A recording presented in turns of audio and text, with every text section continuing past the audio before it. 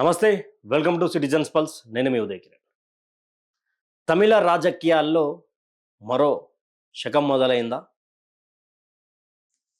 తమిళ రాజకీయాల్లో AIADMK డిఎంకేకు check పడనుందా? జాతీయ party మరొకసారి దాంట్లో ఎంట్రీ అవ్వనుందా? అంటే ఎస్, అవును, కొంతమంది కాదు అని అంటున్నారు. ఎందుకు ఈ యొక్క ప్రశ్నకు ఉత్పన్నమైంది అంటే, టీవీకే తమిళ స్టార్ హీరో విజయ్ స్థాపించినటువంటి టీవీకే పార్టీ ఇప్పుడు పొత్తు కోసం ఎదురు చూస్తూ ఉన్నది. సింగల్గా పోతామని చెప్పినటువంటి టీవీకే ఇప్పుడు కాంగ్రెస్ పార్టీని ఆహ్వానించినట్టుగా పలు సోషల్ మీడియా వార్తలలో వినిపిస్తూ ఉంది.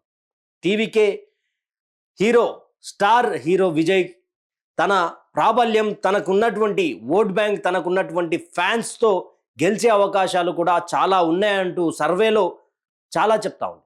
అయితే ఇక్కడ కరూర్ ఘటన ఏదైతే టీవీకే స్టార్ హీరో విజయ్ క్యాంపెయిన్గా వెళ్ళినటువంటి కరూర్ ఘటన విషయంలో 41 మంది తనను చూడడానికి వచ్చినటువంటి అభిమానులు చనిపోవడం చాలా బాధాకరమైనటువంటి విషయం.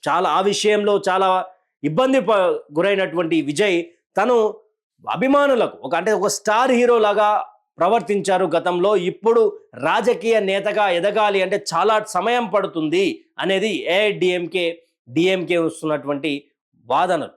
ఎందుకు ఇదంటే, కరూర్ ఘటనలో 41 మంది మరణించినటువంటి సందర్భంలో విజయ్ అక్కడి నుండి ఇమ్మీడియట్గా చాపర్ ఫ్లైట్ వేసుకొని తన నివాసానికి వెళ్ళడం చాలా బాధాకరమైనటువంటి విషయం. ఇవి సందర్భంలో అదే రాజకీయ నేతలుంటే దాన్ని రాజకీయంగా వాడుకుంటుండే, అదే బాధితులను కలుస్తుండే. తర్వాత 4-5 రోజుల తర్వాత వరకు కూడా విజయ్ దీని మీద స్పందించలేదని ఏఐడిఎంకే దీనిపై బల్లగుద్దుతూ చెప్తూ, రాజకీయాలు వేరు, సినిమాలు వేరు. సినిమాల్లో విజయ్ హీరో, బట్ రాజకీయాల్లో జీరో. ఇప్పుడున్నటువంటి రాజకీయ నేతలంతా రాజకీయాల్లో హీరోలు, సినిమాలో జీరోలు అని చెప్పి అంటూ ఇక్కడ ఏఐడిఎంకి సంబంధించినటువంటి అధినేత మాట్లాడుతూ, ఈ విధంగా రాజకీయాల్లో హత్యలు, ఈ కరూరు ఘటన విషయంలో ఆయన చూడడానికి వచ్చినటువంటి సందర్భం తప్ప ఓట్లు వేసే వాళ్ళు ఎవరు లేరు. గతంలో ఎవరైతే చిరంజీవి తెలంగాణ మరియు ఆంధ్రప్రదేశ్ సంబంధించినటువంటి సూపర్ స్టార్, ఆల్ ఇండియాలో కూడా సూపర్ స్టార్, ఆయన పార్టీ పెట్టినప్పుడు ఆయన చూడడానికి వచ్చినటువంటి జనసంద్రం చాలా పెద్ద ఎత్తున. కానీ ఆయన గెలిచినది 18 సీట్లు. తర్వాత పవన్ కళ్యాణ్, ఆయన కూడా పెద్ద స్టార్. తర్వాత ఆయన చూడడానికి వచ్చినటువంటి అభిమానులు గతంలో 2018-19లో ఆయనకే ఓటు వేయకుండా ఆయన్నే ఓడగొట్టినటువంటి చరిత్ర ఉన్నది. హీరోలు అంతా కూడా సినిమాల వరకే పరిమితము. ఆయన ఎప్పుడూ బయట కనిపించరు కాబట్టి ఆయన చూడడానికి పబ్లిక్ వస్తున్నారు తప్ప ఓట్లు వేయడానికి కాదంటూ ఏఐడిఎంకే బలంగా వినిపిస్తున్నటువంటి వాదన. మరొక సైడు డిఎంకేతో పొత్తు ఉండదు మాది, డిఎంకేకి వ్యతిరేకంగా పుట్టిన పార్టీ అని టీవీకే చెప్పుకుంటూ వస్తూ, ఇప్పుడు టీవీకే విజయ్ తండ్రి చంద్రశేఖర్ మాట్లాడుతూ కాంగ్రెస్ పార్టీని ఆహ్వానిస్తా ఉన్నామని చెప్పి చెప్తా ఉన్నారు. అందుకే ముందుగానే మనం మాట్లాడుకున్నాం, తమిళ రాష్ట్ర రాజకీయాల్లో కాంగ్రెస్ అంటే జాతీయ పార్టీ ఏమైనా చక్కని తిప్పనున్నదా అంటే, కాంగ్రెస్ పార్టీ గనక ఇప్పుడు టీవీకేతో బలమైతే, జత కూడితే మాత్రం అక్కడ అంతో ఇంతో ఇన్ని రోజులు కాంగ్రెస్ పార్టీకి కూడా వేచి చూస్తూ ఉన్నది తమిళ రాజకీయాల్లో వేలు పెట్టాలి, తమిళ రాజకీయాల్లో వేలాలని. కానీ ఇప్పుడు డిఎంకేతో పొత్తులో ఉంది. కానీ డిఎంకేను వదిలేసి టీవీకేతో పొత్తులోకి పోదా అనేది ఒక క్వశ్చన్ మార్క్ అయింది. ఇప్పుడు కాంగ్రెస్ పార్టీ కనుక టీవీకేతో పొత్తు పెట్టుకుంటే డిఎంకేకు వ్యతిరేకంగా పనిచేయాల్సి వస్తుంది. డిఎంకే పలు సార్లు ప్రభుత్వంలో ఉన్నటువంటి పార్టీ. అదేవిధంగా ఏఐడిఎంకే డిఎంకే వీళ్ళిద్దరు తప్ప ఎవరిని కూడా రాష్ట్ర రాజకీయాలలో ఎక్కడ లేని విధంగా రెండే పార్టీలు అధికారంలోకి వస్తాయి. అది డిఎంకేనా ఏఐడిఎంకేనా. ఇప్పుడు టీవీకేతో పాటు ఎన్నో పార్టీలు పుట్టినాయి, విజయకాంత్ పార్టీ కానీ ఎన్నో పార్టీలు పుట్టినాయి. కానీ అవి 1-2 స్థానాలకే పరిమితమైనవి.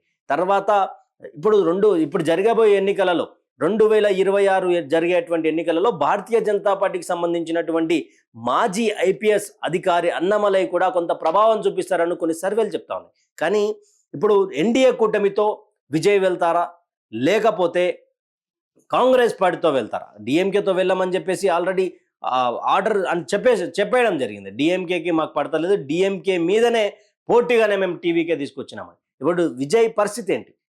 తమిళ రాష్ట్ర రాజకీయాలలో విజయ్ కాబోయే సీఎమా, లేకపోతే కాంగ్రెస్ పార్టీతో పొత్తు పెట్టుకుంటే తమిళ రాష్ట్ర రాజకీయాల్లో ఉన్నటువంటి ప్రజలు చాలా ఇంటెలిజెంట్ పబ్లిక్ అని చెప్పొచ్చు. ఎవరిని? తమిళ రాష్ట్ర ప్రజలను.